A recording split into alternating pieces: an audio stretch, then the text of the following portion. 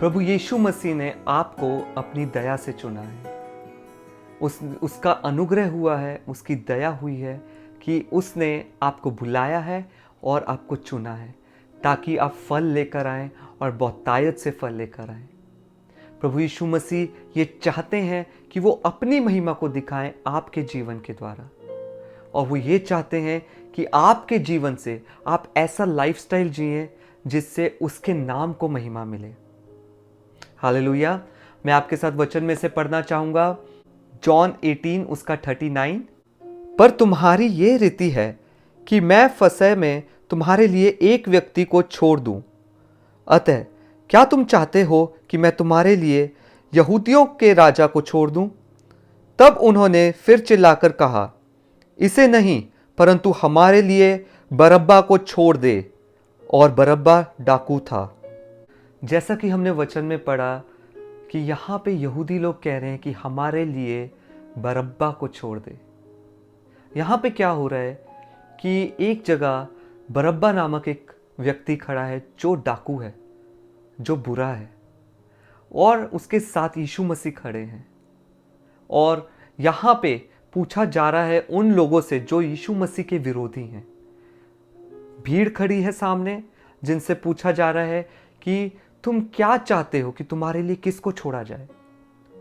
और वो जवाब देते हैं कि हमारे लिए बरअब्बा को छोड़ दे। बरअब्बा, जैसा मैंने बताया, कि वो बुरा है, वो बुराई को दर्शाता है, वो ईवल है और वो डिजर्व करता है पनिशमेंट को। और यीशु मसीह जो डिजर्व नहीं करते थे, फिर भी लोगों ने बरअब्बा को चूज किया कि वो बरअब्बा को छोड़ दें, और यीशु मसीह के लिए चिल्लाया कि उसको क्रूसीफाई किया जाए। आप अपने जीवन में दो में से किसको चूज कर रहे हैं? बरअब्बा को या फिर यीशु मसीह को? या फिर आप चिल्ला रहे हैं कि बरअब्बा को छोड़ा जाए और यीशु मसीह को क्रूसीफाई किया जाए? यहां पे आप देखें, यहूदी लोगों ने वो चीज चूज की जो कि उन्हीं के लिए हानिकारक थी। बरअब्बा जो कि डाकू था, जो कि हानिकारक था, जो कि मर्डरर था, जो बुरा था। बरअब्बा बुराई को दर्शाता है। आज जिस बारे में मैं बात कर रहा हूं, आज मैं आपको और खुद को उस जगह पे रख रहा हूं जो कि जिनके सामने हर रोज हर समय दो ऑप्शन होते हैं। एक, या तो यीशु मसीह को चूज करें या वो बरअब्बा को चूज करें। जैसे यहूदियों ने बरअब्बा को चूज किया जो उनके लिए बुरा था, जो उनके लिए हानिकारक था, वैसे ही शायद आप अपने जीवन में हर रोज हर पल कुछ ऐसा चूज कर रहे हैं जो कि आपके लिए हानिकारक है, जिससे यीशु मसीह को महिमा नहीं मिल रही। आप उस चीज को चूज कर रहे हैं जो आपको मृत्यु तक ले जाए। आप उस चीज को चूज कर रहे हैं जो आपके जीवन को खराब कर दे। और आप देखें कि जब यहूदियों से यह पूछा गया कि किसको छोड़े, उन्होंने कहा बरअब्बा को छोड़ो। उन्होंने यीशु मसीह को नहीं कहा। उन्होंने यीशु मसीह को इसलिए नहीं चुना क्योंकि यीशु मसीह डिमांड करते हैं। यीशु मसीह डिमांड करते हैं रिपेंटेंस को। यीशु मसीह डिमांड करते हैं करेक्शन को। यीशु मसीह डिमांड करते हैं फॉरगिवनेस को। यीशु मसीह डिमांड करते हैं डिसिप्लिन को।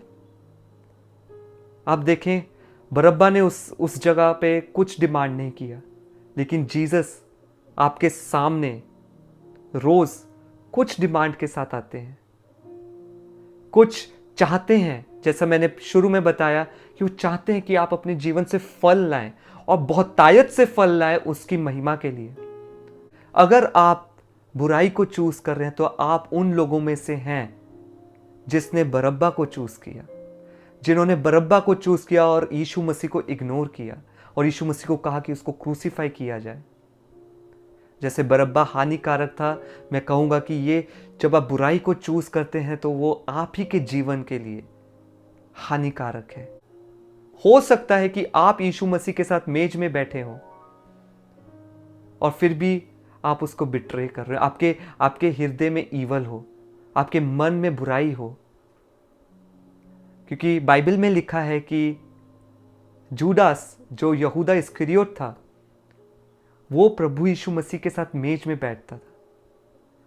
इनफैक्ट वो मेज में ही नहीं बैठता था, वो अनॉइंटेड था, वो दुष्ट आत्माओं को निकालता था, वो उसकी मिनिस्ट्री में था और वो उसके साथ रोटी तोड़ता था, रोटी खाता था। लेकिन बाइबल कहती है कि उसके हृदय में शैतान बस गया, उसका हार्ट ईवल था, वो यीशु मसीह को प्यार नहीं करता था। ऐसा हो सकता है कि आप यीशु मसीह के लिए सब कुछ कर रहे हो, लेकिन आपका हार्ट फ्रूटफुल ना हो, क्योंकि परमेश्वर के वचन में लिखा है कि सबसे ज्यादा अपने मन की रक्षा कर, अपने हृदय की रक्षा कर। हो सकता है आप चर्च जाते हो सकता है आप मिनिस्ट्री में हो सकता है आप प्रभु की सेवा करते हो, संसार की नज़र में हो सकता है कि आप यीशु मसीह के साथ हो, आप खुद को जीसस लवर कहते हो। लेकिन आप देखें, मैंने आपको वचन में से बताया कि आप यीशु मसीह के साथ हो सकते हैं। जैसे यहूदा था, फिर भी शैतान उसके मन में था। वचन कहता है, जहाँ प्रभु यीशु मसीह ने साफ साफ बताया है, जो मैं पढ़ना चाहूँगा, मत्ती 15 उसकी 18। पर जो कुछ मुंह से निकलता है वह मन से निकलता है, और वही मनुष्य को अशुद्ध करता है, क्योंकि बुरे विचार, हत्या, व्यभिचार, चोरी, झूठी गवाही, निंदा मन ही से निकलता है, और ये है जो मनुष्य को अशुद्ध करता है। जैसा कि हमने देखा है कि काफ़ी लोग होते हैं कि वो मजाक करते हैं, गलत मजाक करते हैं, गॉसिप्स करते हैं, होली गॉसिप्स करते हैं, निंदा करते हैं, और वो कहते हैं कि मेरे इंटेंशंस नहीं थे, लेकिन मेरे मुंह से निकल गया। लेकिन वचन हमें क्या बता रहा है? यीशु मसीह ने कहा है कि वो मुंह से नहीं, वो आपके मन से निकला है। वो कभी मुंह तक वो बात आती ही नहीं अगर वो आपके मन में ना होती। इसलिए वचन कहता है कि सबसे ज्यादा अपने मन की रक्षा करो। एंगर से, बिटरनेस से, अनफॉरगिवनेस, गॉसिप्स, दूसरों की बातों पे ध्यान देना, दूसरों के जीवन में क्या चल रहा है उसमें ध्यान देना, इसका क्या हुआ, उसका क्या हुआ, दूसरों की गलतियों पे ध्यान देना, ये सब से हमें अपने मन की रक्षा करनी है।